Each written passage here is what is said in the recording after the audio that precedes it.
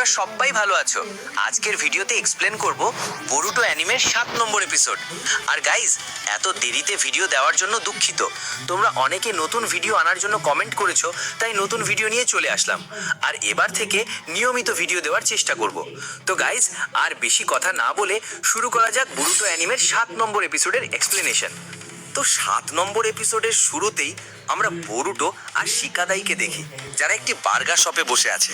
সেখানে বরুটো শিকাদাইকে সেই রহস্যময় নীল চাকরা আঁকিয়ে দেখানোর চেষ্টা করছিল, যেটা বরুটো শিনো সেন্সি এবং বাকিদের উপর ছায়া হিসাবে দেখেছিল। কিন্তু বরুটোর আঁকা শিকাদাইয়ের তেমন ভালো লাগে না। বরুটো তার আঁকা নীল চাকরার দিকে তাকিয়ে বলে, কিন্তু যেমনটা সেন্সেই বলেছিলেন যে কেউ তাকে নিয়ন্ত্রণ করছিল, শিকাদাইও বলছিল যে যদি এমনই হওয়ার কথা হয় তবে কেউ নিশ্চয়ই তাদের দিয়ে কিছু করানোর চেষ্টা করছে। এটা তো একদমই খারাপ জিনিস।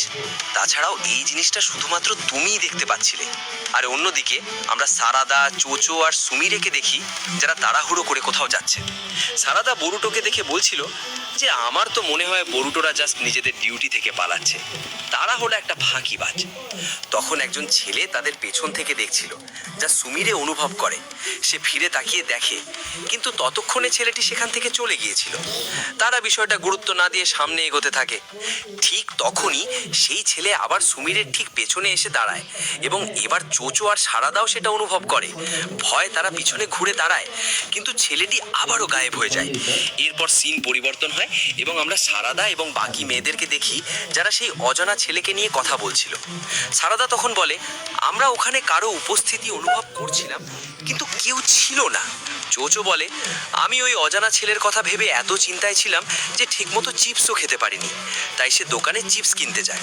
দোকানে অনেক চিপসের প্যাকেট দেখানো হয়, কিন্তু সে সাইডে থাকা সবুজ চিপসটাই নেয়। এরপরে সিনে দেখি চোচো চিপসটা খাওয়ার পর বলছে, এটি খুব মিষ্টি। এরপর সুমিরে সারাদাকে বলে, তোমার কি মনে হয় এখনো সেই অজানা ছেলে আমাদের ফলো করবে? যখন সে কথাটা বলছিল, তখন আমরা দেখি সেই অদৃশ্য ছেলে তাদের পেছন থেকে দেখছে। এইবারও তারা বুঝতে পারে তাদের কেউ ফলো করছে, এবং চোচো পাশে থাকা মেশিনটাতে তাকে ঘুষি মেরা ছেলেটিকে ধরে ফেলে। তাদের আওয়াজ শুনে বরুটো সেখানে আসে। চোচো বলে, আমি এই ছেলেকে চিনি, এর নাম মাগিরে, সে পাশের ক্লাসের ছাত্র।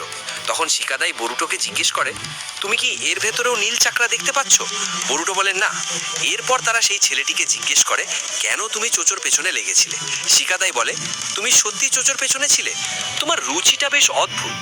চোচো তখন অহংকার করে তার নিজের প্রশংসা শুরু করে। চোচো বলতে থাকে, আমি জানি যে কেন কেউ আমার পিছু নেবে।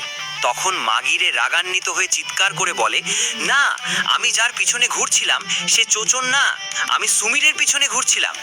এরপর সে লজ্জায় পড়ে যায়। চোচো নিজের অপমান লুকাতে বলে যে আমি ইচ্ছে করেই এটা করলাম, আসলে এটা আমার প্ল্যান ছিল ছেলেটার মুখ থেকে কথা বের করার জন্য। বরুটো বলে, মিথ্যেবাদী। তারপর শিকাদাই ছেলেটিকে বলে, তোমার এমন করা উচিত হয়নি। মাগিরে বলে, আমি কি করব? আমি তো শুধু মিস সুমিরের সাথে একসঙ্গে ঘুরতে চেয়েছিলাম। এটা শুনে বরুটো আর সুমিরে অবাক হয়ে যায়। তখন সেই ছেলেটি বলে, এখন আমি চলে যাচ্ছি তাহলে। সে চলে যেতে চাইলে বরুটো তাকে ধরে ফেলে এবং বলে, তোমাকে তো এত সহজে যেতে দেওয়া যাবে না, এখনো কথা শেষ হয়নি। চোচো বলে, এটাই তোমার গোল্ডেন চান্স, সুমিরেকে বলো তুমি কি অনুভব করো। এটা শুনে বরুটো আর মাগিরে দুজনেই লজ্জায় পড়ে। তারপর মাগিরে সুমিরের কাছে যায়। সুমিরেও লজ্জা পাচ্ছিল, আর এদিকে বরুটোর অবস্থা একেবারে খারাপ হয়ে যায়। এরপর মাগিরে ফুল কনফিডেন্সে সুমিরেকে প্রপোজ করে।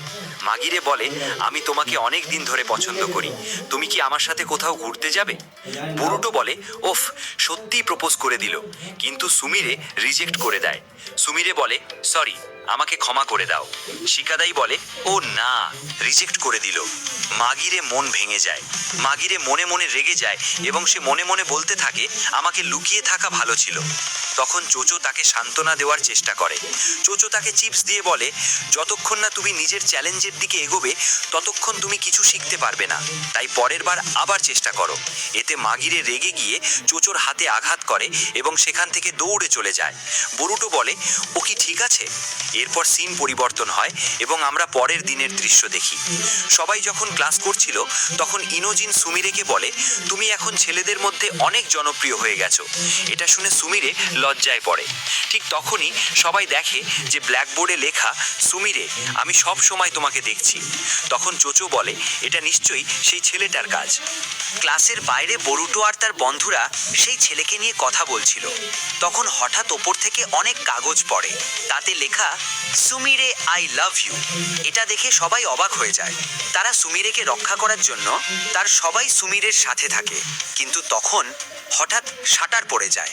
বরুটোরা সুমিরের থেকে আলাদা হয়ে যায়। চোচো সুমিরেকে নিয়ে নিনজা টুলের রুমে যায়। তখন মাগিরে সেখানে রাখা স্মোক গ্রেনেড ফেলে দেয়। এতে ঘর ধোঁয়ায় ভরে যায়। তখন চোচো আর সারাদাকে রুমে আটকে দেয়। ডেঙ্কি সারাদাকে বাঁচাতে আসে, কিন্তু মাগিরে তাকে আঘাত করে ফেলে দেয়। অদৃশ্য অবস্থায় সে সুমিরেকে বলে, চলো এখন আমরা একা।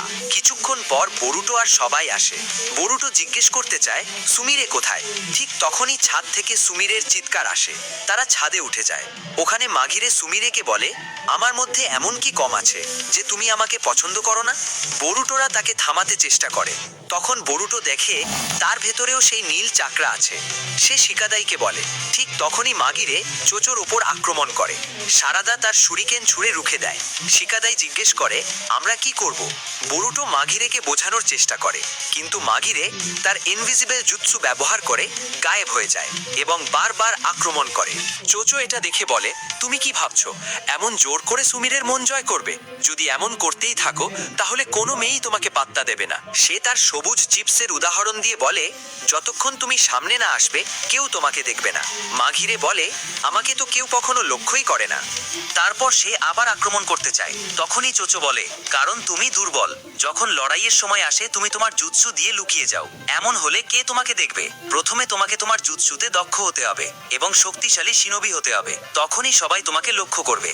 চোচোর কথা শুনে মাগিরের স্বাভাবিক হয়। এরপর চোচো তাকে চিপস খাওয়ায়। বরুটো দেখে নীল চাকরাটা তার দেহ থেকে বেরিয়ে আসছে।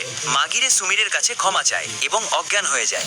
এরপর দৃশ্য পরিবর্তন হয় এবং আমরা শিকাদাইকে দেখি, যে বলছে মাগিরে কোনো শক্তিশালী জুৎসু ব্যবহারই করেনি। তাহলে সে হঠাৎ এত দুর্বল হলো কি করে? বরুটো বলে, হয়তো মনস্টারের মতো দেখতে সেই নীল চাকরা দেহ ছেড়ে বেরিয়ে যাওয়ার কারণে। শিকাদাই আর মিৎসুকি এটা ভালো বুঝতে পারে না। বরুটো ড্রয়িং তৈরি করে তাদের দেখায় এবং বলে, আমি মাগিরের ভিতরে এমনই মনস্টার দেখেছিলাম।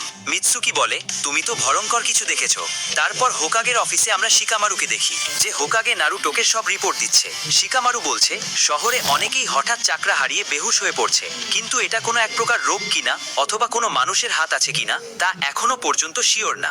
তবে এই ঘটনার ওপর আমাদের নজর রাখা উচিত। আর অন্যদিকে আমরা দেখি মিৎসুকি কারো সাথে কথা বলছে। সে বলে, হ্যাঁ আমি শুনেছি বরুটো বলেছিল সে সেই চাকরা দেখতে পারে, যা মনস্টারের মতো। মিৎসুকি আরো বলে, আমি বরুটোর ওপর নজর রাখবো। কিন্তু প্রশ্ন হলো, এই চাকরা শুধু বরুটোই কেন দেখতে পায়? এখানেই 7 নম্বর এপিসোড শেষ হয়ে যায়। বন্ধুরা, কেন বরুটোই এই চাকরা দেখতে পায় এটা তোমরা পরের এপিসোডে তো গাইজ, এই ছিল 7 নম্বর এপিসোডের এক্সপ্লেনেশন। আর পরবর্তী এপিসোডগুলি মিস না করতে চাইলে আমাদের চ্যানেলটাকে সাবস্ক্রাইব করে বেল আইকন অবশ্যই অন করে রাখবে, নয়তো পরের এপিসোডগুলি আপলোড করলে খুঁজে পাবে না। আর যদি ভিডিওটি ভালো লাগে তাহলে ভিডিওটিতে লাইক করে দিও। সবাই ভালো থেকো, দেখা হবে পরের ভিডিওতে।